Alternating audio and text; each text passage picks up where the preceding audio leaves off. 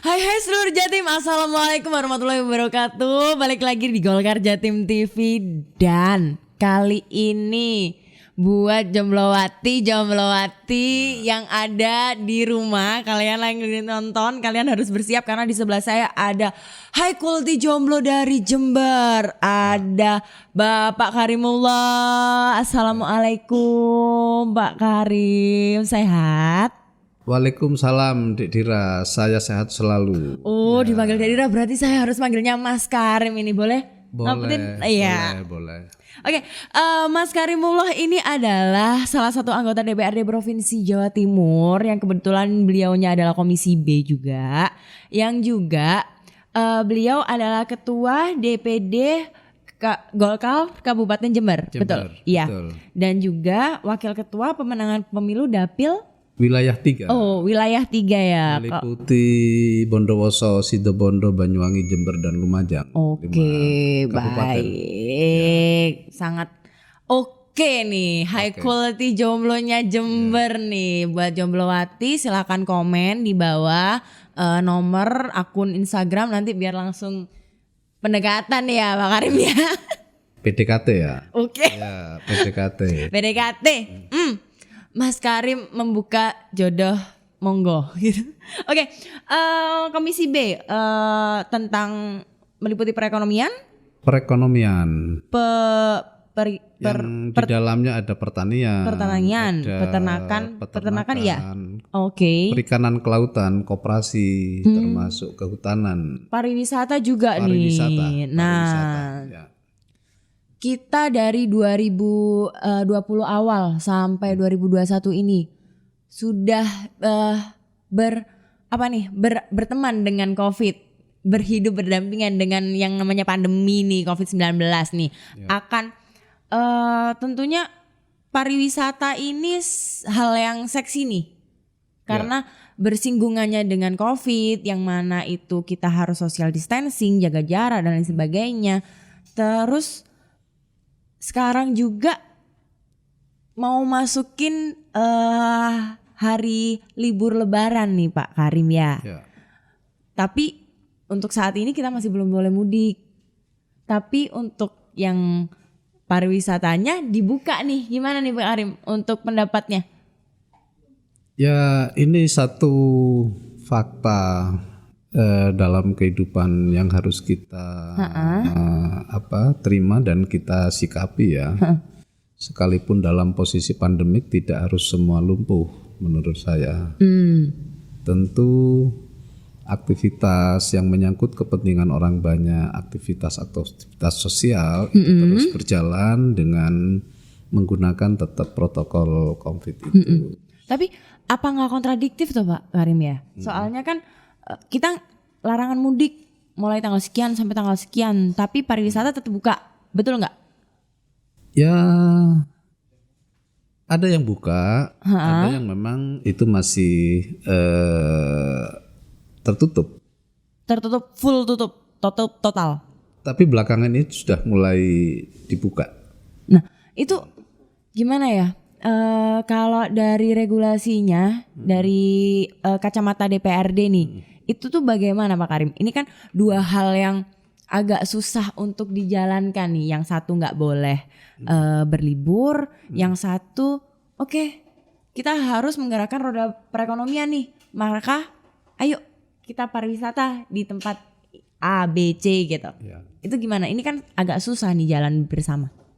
Ya namanya satu regulasi atau sebuah keputusan dari pemerintah yang berkaitan dengan COVID tetap kita jalankan, akan tetapi aktivitas sosial, aktivitas ekonomi yang salah satunya kepariwisataan yang kita tahu di beberapa titik di Jawa Timur itu banyak objek-objek wisata dan juga ada beberapa desa wisata yang itu menjadi satu kebutuhan masyarakat.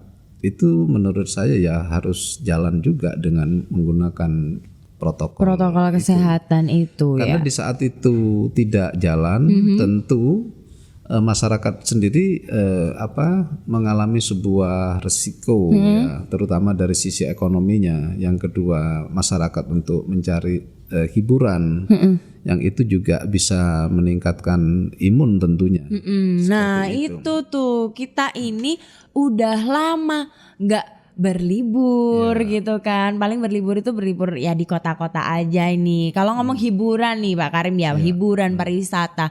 Kita yang di hidupnya di perkotaan. Kalau misalnya ngomong desa wisata atau wisata desa atau ya gunung, pegunungan, pantai gitu kan kita agak susah untuk menuju ke tempat pariwisata itu. Nah, kita di perkotaan ini biasanya hiburan apa sih? Paling juga hiburan malam, Pak Karim. Nah, kalau hiburan malam itu kan harusnya juga perlu diketati nih. Tapi kenapa semakin ini ya? Ini mungkin tipikal masyarakat ya, Pak Karim ya. Orang-orang itu semakin dicegah, semakin nggak boleh, semakin banyak gitu. Mencoba untuk bukan menentang ya, tapi mencoba untuk tetap beraktivitas gitu ya. Iya gitu loh, tempat-tempat kafe terus hiburan malam itu masih rame gitu loh di pandemi ini gitu. Menurut pandangan dari DPRD sendiri bagaimana nih Pak Karim? Ya tentu menurut saya sebagai anggota DPR ya, di antara satu ketentuan atau regulasi tetap menjadi sebuah hal yang harus kita laksanakan, tapi aktivitas satu keinginan masyarakat tetap jalan, tapi dengan rambu-rambu yang memang itu harus ada pakeman, ada ketentuan yang juga harus ditaati oleh pemerintah. Tidak harus vakum, tidak harus stagnan dan seperti itulah kira-kira. Tapi kesempatan untuk kita melanggar protokol kesehatan itu tadi sangat besar loh Pak Karim. Di tempat-tempat hiburan, entah itu di hiburan malam atau di pariwisata itu. Nah, konkretnya untuk DPRD ini menjalankan tugasnya sebagai pengawasan, itu seperti apa? Atau mungkin mungkin Pak Karim sendiri nih, oke, aku adalah DPRD Provinsi Jawa Timur. Oke, saya sidak. Saya tertibkan itu gini. Apakah itu termasuk tugasnya Pak Karim nih selaku DPR itu? Ya, kita punya fungsi pengawasan lah ya. Yang tentu fungsi pengawasan bisa kita lakukan dengan mengacu satu ketentuan yang telah ditetapkan, juga harus menghormati dan memberikan ruang kepada masyarakat untuk melaksanakan ya kunjung ke tempat wisata itu. Yang titik tekannya adalah berupa himbauan. Berarti lunak dong Pak Karim? Ya di wilayah pengetatan dan penegakan kedisiplinan itu kan ada di wilayah Satgas Covid dan seperangkat aparat itu. Jadi seperti itu. Jadi kalau misalnya untuk khusus yang berhubungan dengan protokol kesehatan itu sudah diatur dan dijalankan oleh Satgas Covid itu sendiri. Jadi, nah, berarti kalau dari Komisi B ini pariwisata apa yang dikerjakan gitu oleh Pak Karim? Setiap harinya pengaturan kebijakan apa yang berurusan yang bersinggungan dengan pariwisata ini apa nih? Ya, karena memang pariwisata salah satu sektor yang bisa meningkatkan dari sisi pertumbuhan ekonomi, pendapatan masyarakat ya.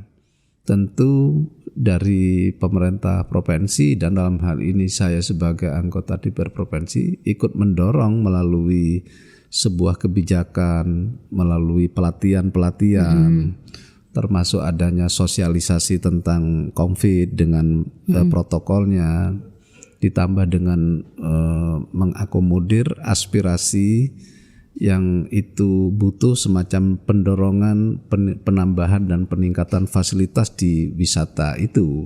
Pendorongan fasilitas nih ya, kata kuncinya saya kunci di situ, pendorongan fasilitas. Nah, kemarin ini belum lama ini ya Partai Golkar juga melakukan suatu lomba desa wisata nih, dan itu Masya Allah, bagus banget itu maksudnya desa terpencil yang kita mungkin sebelumnya nggak ngerti, terus habis itu akhirnya ternyata ini ada desa ini dengan keindahan yang seperti ini gitu. Nah, sejauh ini apa yang telah dikerjakan nih Pak Karim untuk mendorong dari apa yang telah dilakukan gini oleh Partai Golkar yang kemarin itu gitu, desa wisata?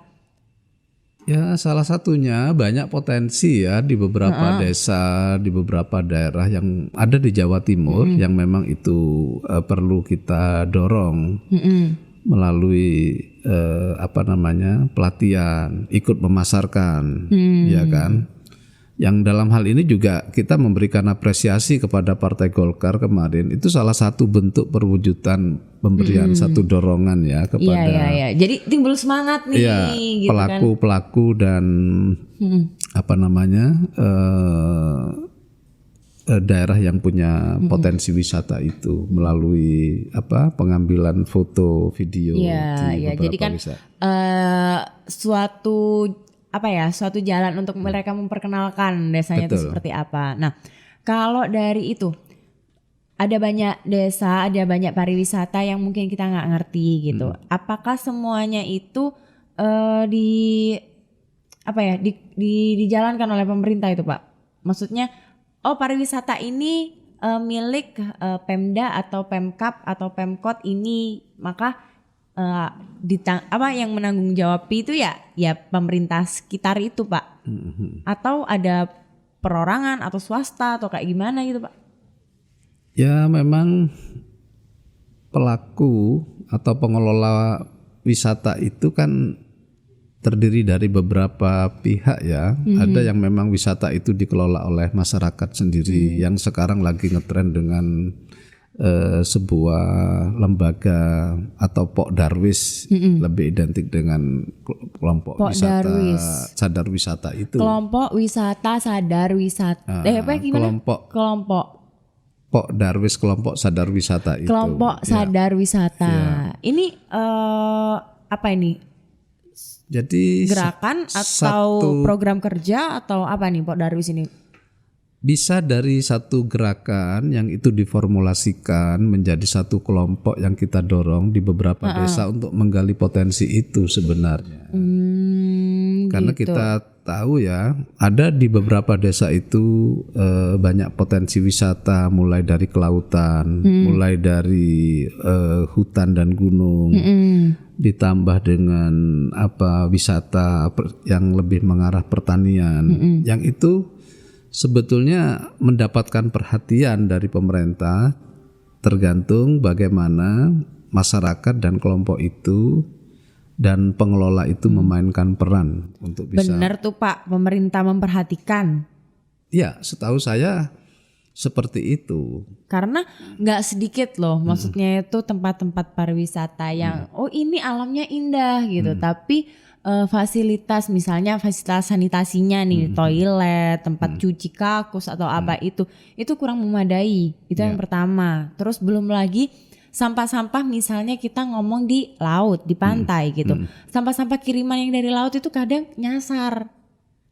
Itu kan menunjukkan bahwa pemerintah ini ya masih belum seberapa serius untuk menangani pariwisata gitu di Indonesia, khususnya Jawa Timur ya Pak Karim ya. Ya.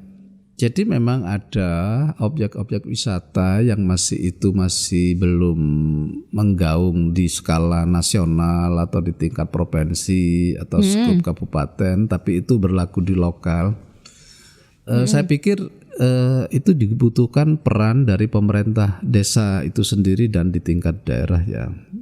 Kenapa saya katakan perhatian pemerintah kepada wisata itu ada? Salah satunya kita bicara Bromo. Iya, Bromo. Bicara di Ijen yang itu sudah berskala nasional dan internasional, dan itu menjadi salah satu sasaran dari strategis pembangunan wisata nasional dan internasional, yang tentu bentuk dorongan pemerintah melakukan semacam peningkatan infrastruktur, pembangunan jalan untuk bisa mengakses di sana. Ini salah satu bentuk dukungan.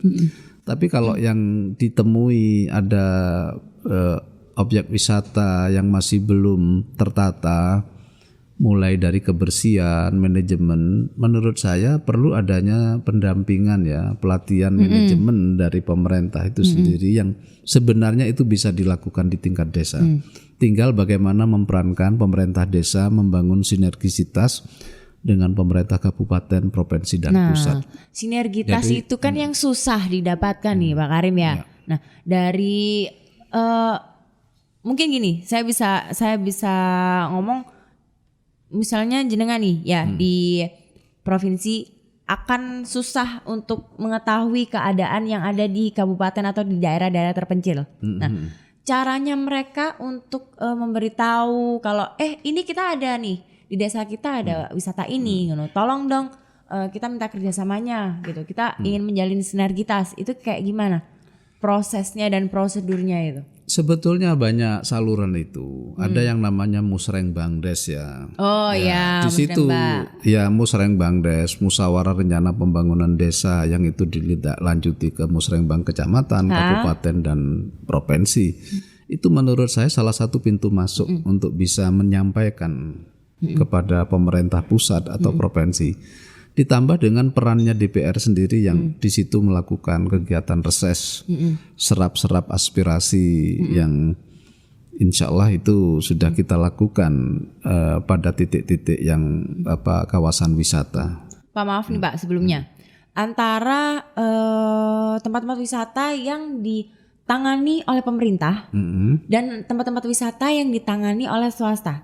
Ini menurut saya suatu ketimpangan yang nyata, yang jelas gitu.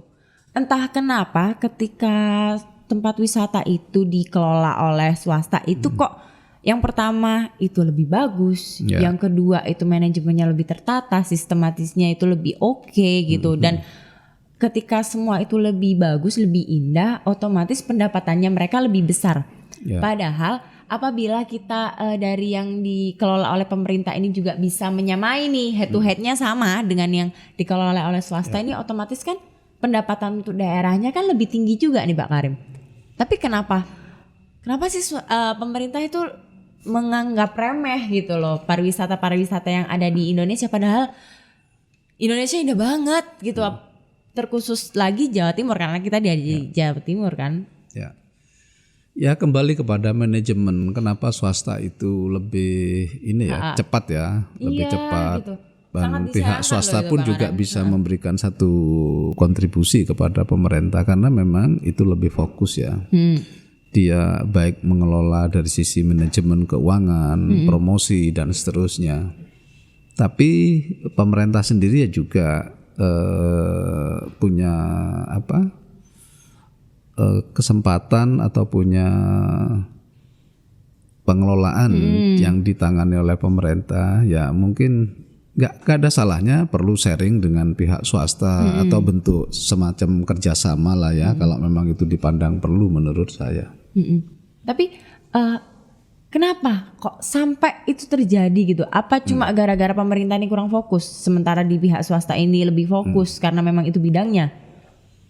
Ya di pemerintah mungkin masih terjebak dengan kebirokrasian juga, ini salah satu faktor ya. Di saat berhadapan dengan swasta bisa lari kenceng, yang pengelolaan itu ditangani oleh pemerintah yang lebih identik dengan kebirokrasian. Itu kan salah satu menjadi faktor ya.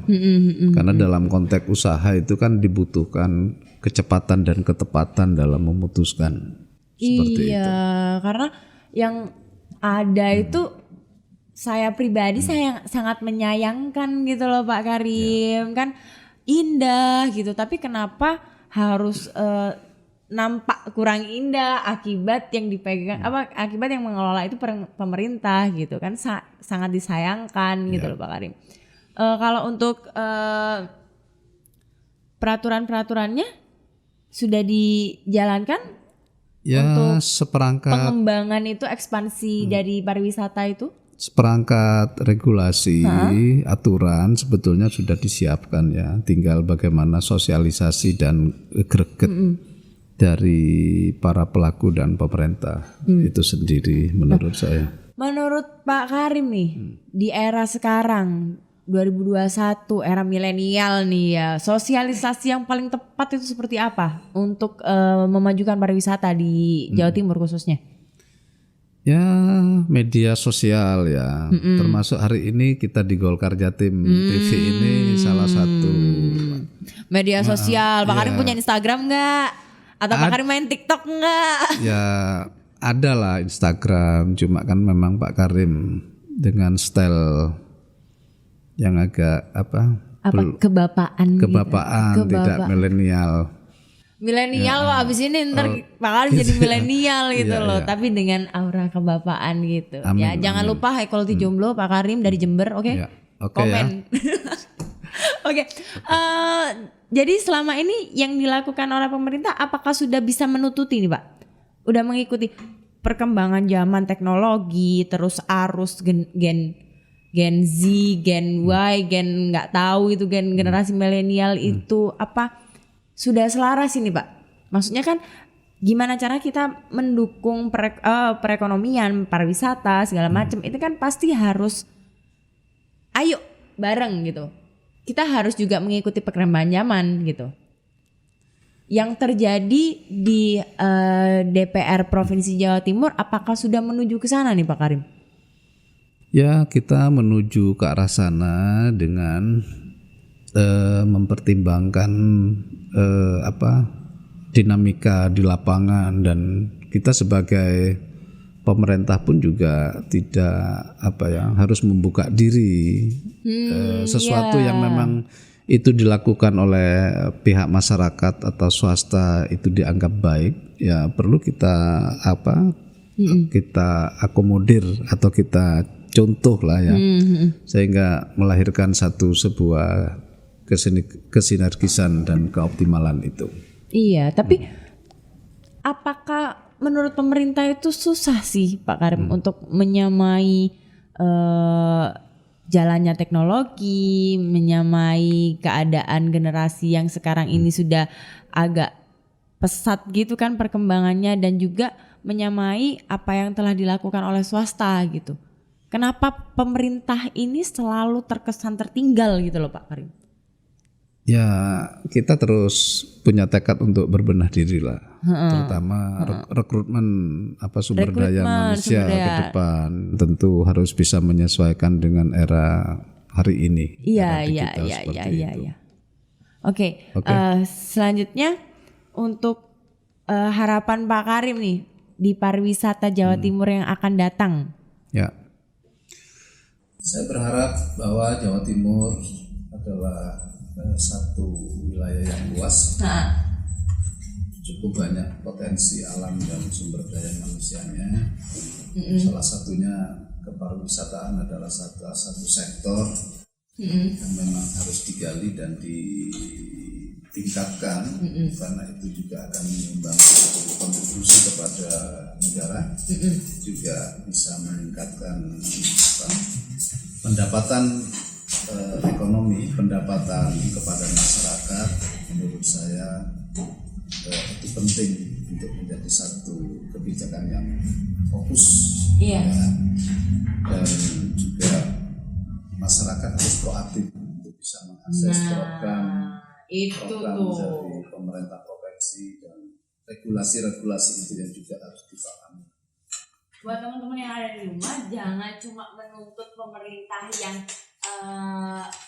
aktif nih, tapi kalian juga harus proaktif untuk menyalurkan inspirasi, aspirasi apapun itu ke pemerintah supaya terjadi sinergitas itu. Betul nggak Pak Ari? Mantap. Oke, untuk kali ini cukup sampai di sini. Saya Ida Putri pamit undur diri. Jangan lupa di like, di subscribe, di komen, dan buat Jomblowati jangan lupa langsung diketik untuk Instagram kalian supaya nih High Quality Jomblo kita asal Jember ini juga bisa approach langsung nih ke kalian. Oke? Kalau gitu saya Indra Putri pamit undur diri. Ya. Pak Karim pamit undur diri. Terima kasih banyak. Terima kasih banyak. Assalamualaikum warahmatullahi wabarakatuh. Waalaikumsalam warahmatullahi wabarakatuh.